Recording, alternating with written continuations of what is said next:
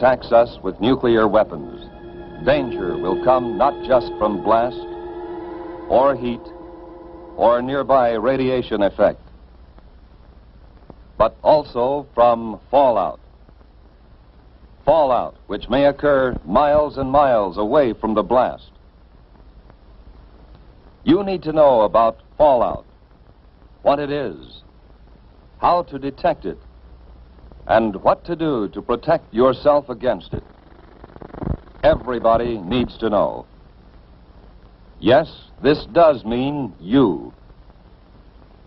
Watch and listen. One day, these facts may save your life. What is this fallout, anyhow? Just bits of radioactive fall out of the mushroom cloud of the nuclear explosion and settle on the ground. These bits of matter can be dangerous.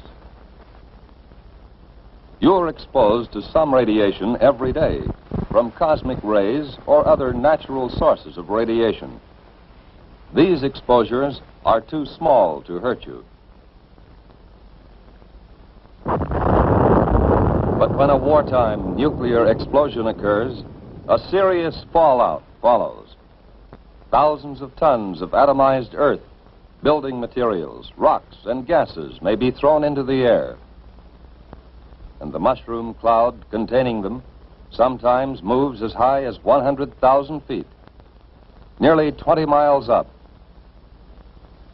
Some of the radioactive particles spill out near the explosion site. Others may be carried for 10, 50, 100 miles or more. But how will you know if there is fallout? You can't hear, smell, taste, or see the radiation. But you yourself can detect the fallout particles that produce it. The easiest time to do this, without special instruments, is when the fallout is settling through the air. This starts any time from about 1/2 hour to several hours after the explosion, depending on how far away you are. And it continues to fall for an hour or longer.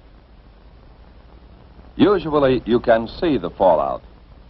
So if there has been an explosion of a nuclear weapon within a few hundred miles of you, you should suspect every unusual concentration of dust in the air of being fallout. After an explosion in daylight, watch any unusual accumulation of dust. At night, put a white or light-colored plate outside. Examine it every 15 minutes or so.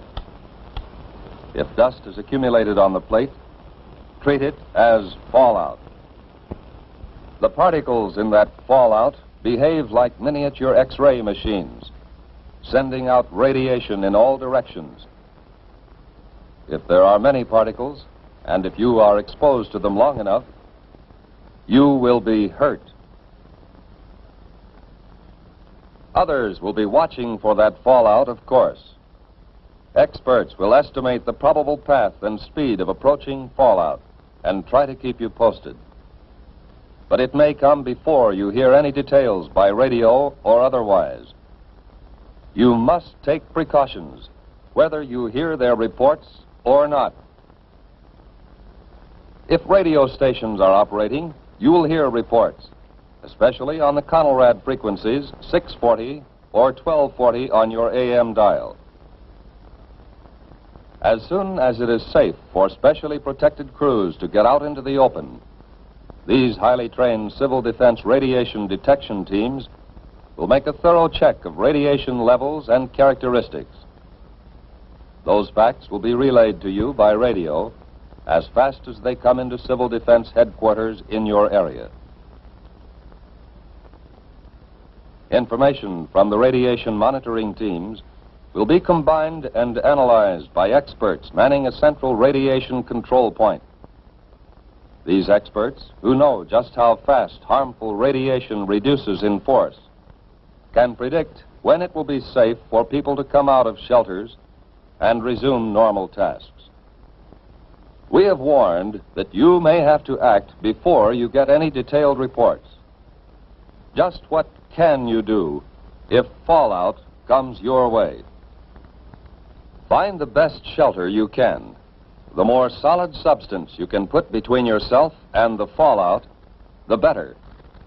But an ordinary frame house with windows closed will give considerable protection. In a house, it's best to get on the floor, away from doors and windows.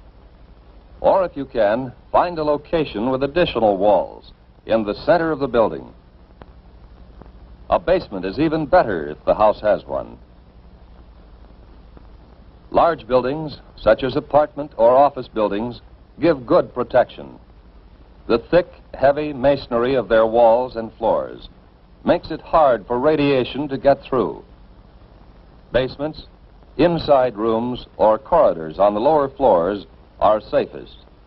The basement of any house or building will become a good improvised shelter if you block the windows with sandbags and place other sandbags on the floor above the shelter area. If you don't have sandbags, thick, solid layers of books, magazines or newspapers, or even a series of file cabinets standing close to each other can cut the radiation danger. In some parts of the country, there are storm cellars or outside vegetable storage cellars. They may be used as shelters from fallout. If you plan to use such a cellar or your basement or any other shelter, stock it with food and supplies. To equip and supply your shelter area, you need some of the same things you might take on a vacation camping trip. First, sleeping equipment to fit your shelter area. Folding cots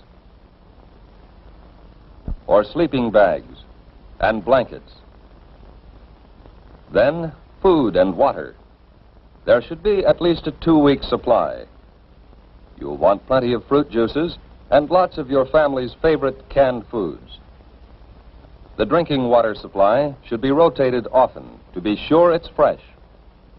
And don't forget such basic needs as sugar, salt, pepper, and other seasoning that your family ordinarily uses.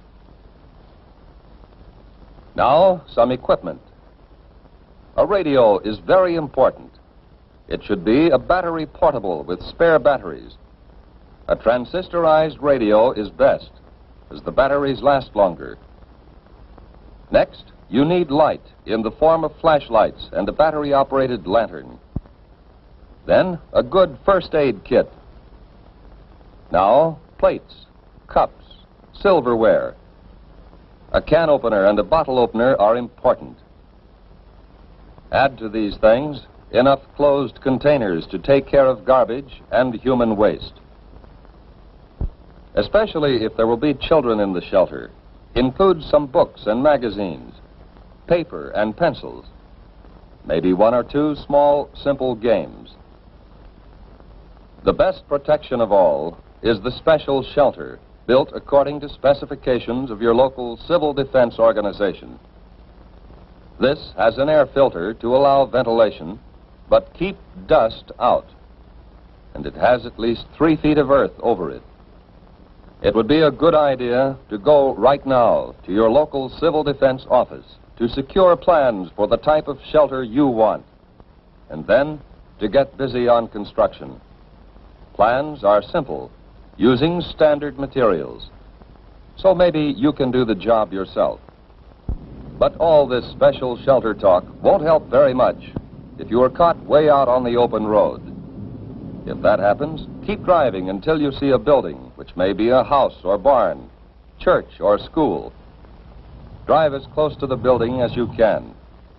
Then get yourself and your family out of the car and take cover in the building. If you live on a farm and have sufficient warning, get your animals under cover and give them enough food and water to last several days. And if you can, cover any piles of hay or harvested crops that may be outside. If the explosion has been some miles away, you will have time to fill tubs and other containers with water before fallout arrives. All locations where outside dust does not penetrate will be safe storage points for water. Whatever kind of shelter you find, settle down and make the best of it. If there are others with you, help them by being as calm as you can, and don't be discouraged. You can go out for very brief periods if you are well covered and keep the dust off your skin. Wear heavy boots or shoes and pants tucked in or tied around the bottom to keep dust out. If any dust gets on you, brush it off promptly. And when you have a chance, wash it off. That dust can burn your skin. But what happens if you do get exposed to a great deal of fallout? Food or water has been contaminated by the dust. Internal damage may occur. When dust has been left on skin, there will be skin burns. When you have been near dust too long, there may be radiation sickness. Exposure can even cause death. If you have had considerable exposure, you will vomit and grow weak. But after a few hours, this sensation will pass, and by the next day, you may have had the last of it. Even if you have been exposed to excessive fallout, you may eat and drink just as you normally would, but don't force yourself. Whether you have had these symptoms or not, if civil defense radio announcements have said that radiation has been high in your section, keep an eye on your condition for the next few days. Watch especially for these developments in the 2 weeks following exposure. Return of nausea, sore throat, bruise spots developing without any known reason, loss of hair. These conditions, or nosebleed, or diarrhea, should be reported to a doctor or to the nearest first aid station set up under civil defense plans. Unless civil defense teams have warned that your area is still dangerously radioactive, you can get out and work to help yourself and help others. Although fallout can be deadly, your chances of avoiding damage from it are much better if you follow the directions we have given you. During an alert, keep your portable radio tuned to the Conelrad radio frequencies, 640 and 1240 on the AM dial, for the latest reports and advice. Right now, today, before there is an alert, take time to learn the Civil Defense 5 steps to safety. Learn warning signals and what they mean. Learn your community plan for emergency action. Learn protection from radioactive fallout. Learn first aid and home emergency preparedness steps. And learn how to use Conelrad 640 or 1240 on the AM dial for official directions.